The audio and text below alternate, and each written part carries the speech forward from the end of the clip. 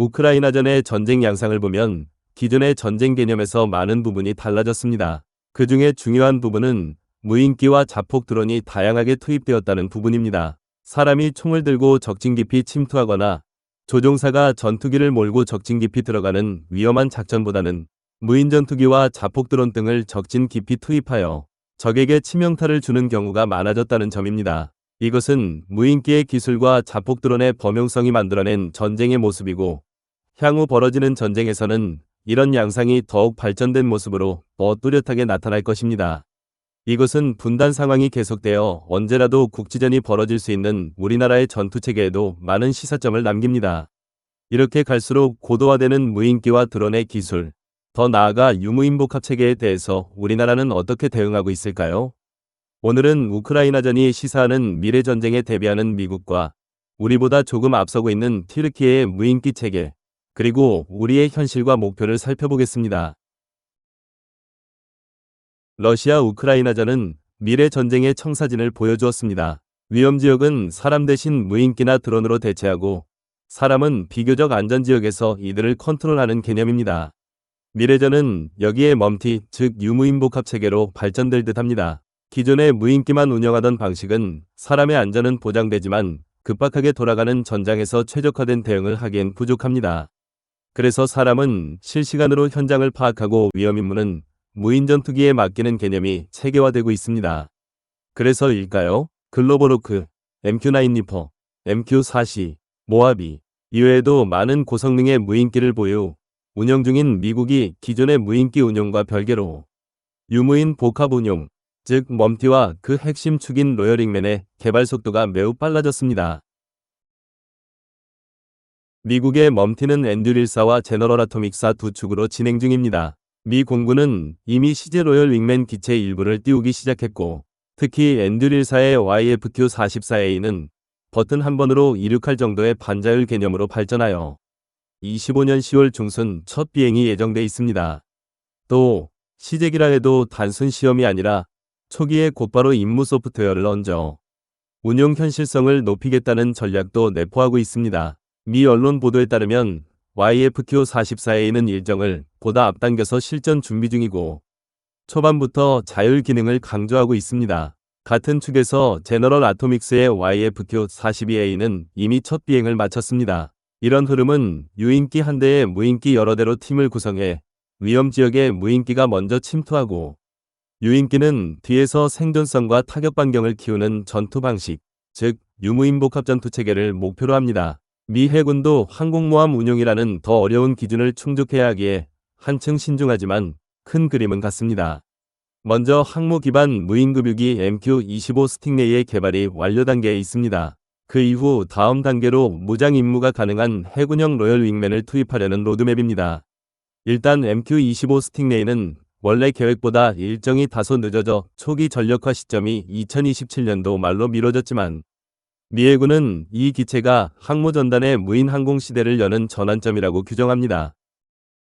무인 급유기가 작전 지역에 먼저 깔리면 이어서 정찰, 전자전, 유도무기 투발 같은 임무를 맡는 전투기가 항모에서 보다 먼 지역을 커버하게 되고, 이는 자연스럽게 작전 지역의 대규모 확장을 의미합니다. 항모라는 까다로운 환경에서 이착함 자동화, 갑판 이동, 전자파 환경 적응, 안전 절차 같이 다소 난해한 필수 과제를 극복해야 하니 시간은 더 걸리지만 일단 통과하면 전력의 파급력은 압도적입니다.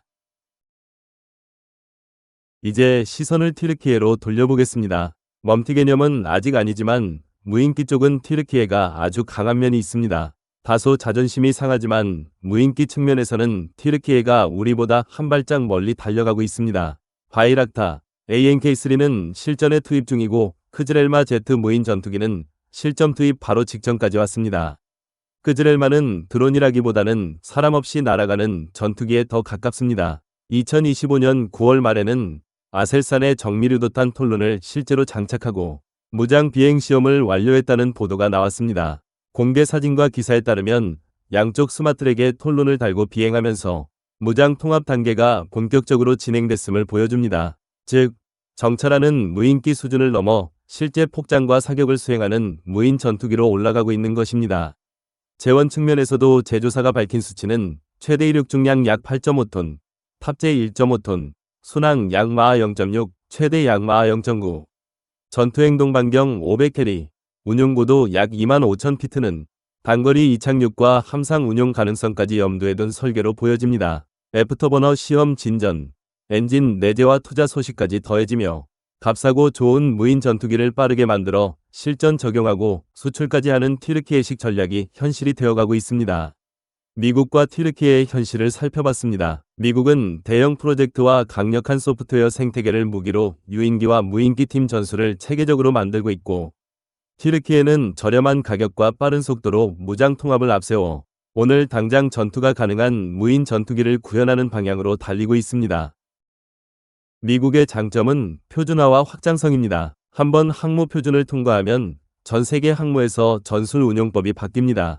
튀르키예의 장점은 민첩함과 저비용으로 적당한 성능을 사고 빨리 내놓아 다양한 고객에게 팔 수 있는 방향으로 가고 있습니다. 그렇다면 이 기술들이 실제 전장에서 어떻게 쓰일까요? 한 가지 시나리오를 그려보겠습니다. 항모에서 무인급유기 MQ-25 스팅레이가 먼저 작전 지역에 투입됩니다. 유인 전투기를 작전 반경 바깥쪽에 머물게 하여 최대한 위험 지역 밖에서 대기하게 합니다.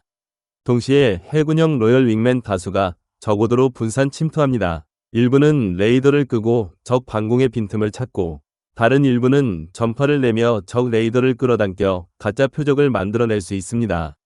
적 방공망이 유인기를 향해 미사일을 쏘기 전 무인기가 먼저 유도폭탄이나 대레이더 미사일을 투하해 적 레이더나 지휘소를 무력화합니다. 그 사이 MQ-25 스팅레이가 유인기에 연료를 계속 채워줘 작전 반경과 시간을 늘려줍니다.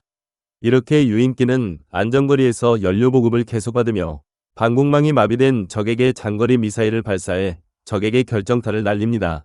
이 과정 내내 목표 탐지, 공격 순서는 AI 보조 임무 소프트웨어가 제안하고 사람이 승인하는 방식으로 굴러갑니다. 핵심은 사람이 뒤에서 결정을 내리고 위험한 일을 하는 것은 무인기가 맡는다는 개념입니다. 이것이 미국이 그리는 팀 전술의 정석입니다. 이제 한국의 현실을 차분히 짚어보겠습니다.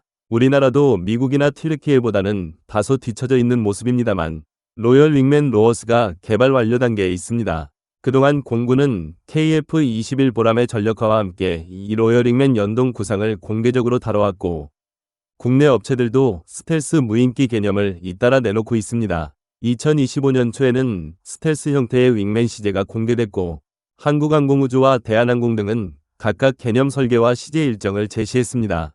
대한항공의 KUSLW는 아덱스 2023에서 형상과 대략의 규모가 확인됐고, 스케일다운 모델에서 본 시제기의 순서로 비행 일정을 목표로 하고 있습니다. 중고도 무인기 KUSFS도 생산이 진행되고 도입 계획이 공개 자료에 정리되어 있으며, 장기적으로는 보라매와의 임무 분담, 정찰, 표적 지시, 전자전 보조 임무가 뚜렷해지고 있습니다.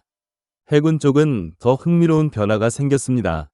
경항모 논쟁에서 한 발 더 나아가 드론 중심 지휘함, 드론 항모라는 실용적 대안을 전면에 세우는 흐름이 힘을 얻고 있습니다. 언론 보도에는 기존 대형 수직 이착함인 독도함, 마라도함의 무인기 운용 능력 강화, 그리고 2030년대 후반을 목표로 한 대형 드론 지휘함의 구상이 제시되어 있습니다. 특히 2024년 미 제너럴 아토믹스의 모하비를 독도함에서 이착함 시험한 사례가 공개되며 한국 해군의 갑판 무인기 운용 역량이 빠르게 쌓이고 있음을 보여줍니다. 조선업계는 마덱스 전시에서 다양한 드론 캐리어 모형을 내놓았고, HCX-23 플러스 같은 모델은 선체 위 전체를 평판 비행갑판으로 쓰고 인공지능과 무인기 운영을 중심에 둔다는 과감한 설계를 보여줍니다. 하지만 냉정한 비교가 필요합니다. 미국과 튀르키예를 기준으로 볼 때 한국이 당장 메워야 할 과제는 크게 세 가지입니다. 첫째, 임무 소프트웨어의 일관된 스택 구축입니다. 유무인이 함께 움직이려면 공통 전술 언어, 안전 규칙, 임무 계획 도구가 하나의 체계로 묶여야 하는데, 미국은 엔듀릴 같은 방산 테크 기업을 끌어들여 이 부분을 사실상 민간 주도로 해결하고 있습니다. 반면 한국은 각 시스템을 따로 잘 만드는 강점은 있지만 대규모 자율협동과 실전 검증이라는 마지막 문턱을 넘으려면 소프트웨어와 테스트 범위를 국가 차원에서 주도하여 전력화할 필요가 있습니다. 둘째, 항모형 운용 표준입니다. 드론 항모를 진지하게 추진하려면 이착함 자동화, 갑판 교통관제, 전자파 혼잡 환경, 해상 정비내염 설계 등 보이지 않는 표준을 먼저 깔아야 합니다. 미국이 MQ-25 스팅레이의 일정이 다소 늦어져도 아예 방향을 틀지 않는 이유가 바로 이것입니다. 기준을 한번 세워두면 이후 무인 전투기를 올려도 체계가 흔들리지 않습니다. 셋째, 무장 통합과 가격입니다. 튀르키예는 적당한 성능을 빨리 저렴하게 만들고 톨룬 같은 자국산 무장을 얹으며 실전성을 끌어올립니다. 한국도 10월에 예정된 시제기 공개 이후 국산 정밀유도탄과 전자전 포드를 로열 윙맨에 조기 통합하는 속도가 중요합니다. 그래야 유인기의 생존성 향상이라는 멈티의 가치를 증명할 수 있습니다. 따라서 한국의 목표를 이렇게 정리할 수 있습니다. 공군은 단기적으로 KF-21 블록 1 블록 2 전력화를 흔들림 없이 진행하면서 작은 편대 규모의 로열 윙맨을 실제 임무에 투입 가능한 수준으로 서둘러서 끌어올려야 합니다. 여기에는 데이터 링크 보안, 사람과 기계 협업 절차, 전자전 보조 임무 같은 보이는 성능과 보이지 않는 규칙이 함께 들어가야 합니다. 중계에는 가망, 안전 표준을 확립한 뒤 장거리 무장과 표적 지시, 제밍 루프를 자동화해 유인 한 대에 무인 다수 팀이 전술 훈련에 자연스럽게 녹아들도록 해야 합니다. 해군은 수직 이착함 개조와 차세대 드론 지휘함 개념을 병행하면서 갑판에서 뜨고 내리는 무인기 운용 절차를 실제 함정에서 축적해야 합니다. 2024년에 모하비 이착함 시연처럼 실함 기반 시험을 더 자주, 더 큰 규모로 반복해야 하고 그 결과를 조선, 전자, 소프트웨어 기업에 즉시 피드백하는 구조가 필요합니다. 조선 강국의 장점을 살려 갑판 배치, 엘리베이터, 경납고, 정비 라인을 무인 중심으로 처음부터 디자인하는 접근은 한국만이 빠르게 할 수 있는 카드입니다. 비용과 일정의 현실화도 강조해야 합니다. 미국식 표준을 먼저 만들고 확장을 나중에 하는 것은 시간이 걸리지만 안정적이고 튀르키예식 스피드 있는 진행과 양산은 빠르지만 중장기 신뢰성 검증이 뒤따라야 합니다. 한국은 두 모델을 절충해 빠른 실용화 파일럿과 표준화 로드맵을 같이 가져가야 합니다.